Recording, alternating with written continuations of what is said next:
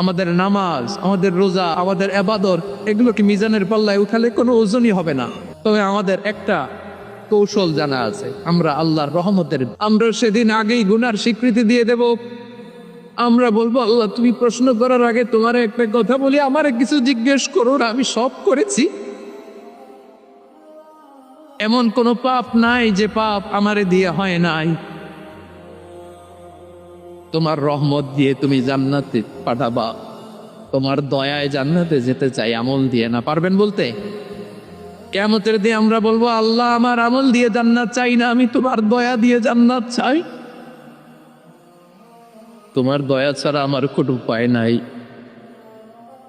কারণ আল্লাহ যদি বিচার করে বাঁচার কারো উপায় নাই। আল্লাহ যদি বলে ফেলেন তুই এটা করলি কেন, ওখানে গেলি কেন, কোরআনে 1000 বার নিষেধ করলাম তারপরেও এই পাপে জড়ালি কেন, এরকম প্রশ্ন ছুড়ে দিলে আমার উত্তর আছে?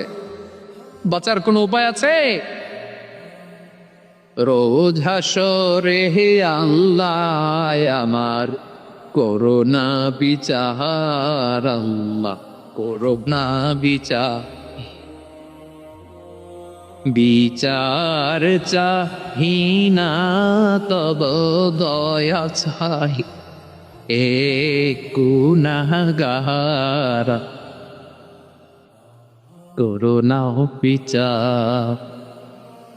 আপনার আমল দিয়ে জান্নাতে যাবেন? কি দিয়ে যাবেন?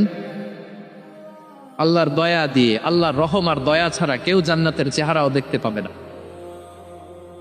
আমার প্রিয় ভাইয়েরা, এই দোয়া আল্লাহর কাছে পছন্দনীয় হওয়ার কারণ তিনটা। দোয়ার প্রথম অংশে আছে তাওহীদ, আল্লাহর একত্ববাদের ঘোষণা।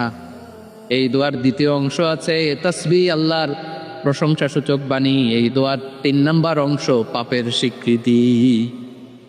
তাহলে আমরা সবাই গুনাহগার, আমরা আল্লাহর কাছে পাপের স্বীকৃতি দিয়ে বলবো, ও আল্লাহ ইন্নী কুনতু মিনাজ জালিমিন, আমরা জুলুম করেছি, পাপ করেছি, অন্যায় করেছি, আল্লাহ বুঝতে পারি নাই, শয়তানের ওয়াসওয়াসায় করে, বন্ধুর পাল্লায় পড়ে, নফসের খায়েশ মিটাতে যে আল্লাহ করে ফেলেছি।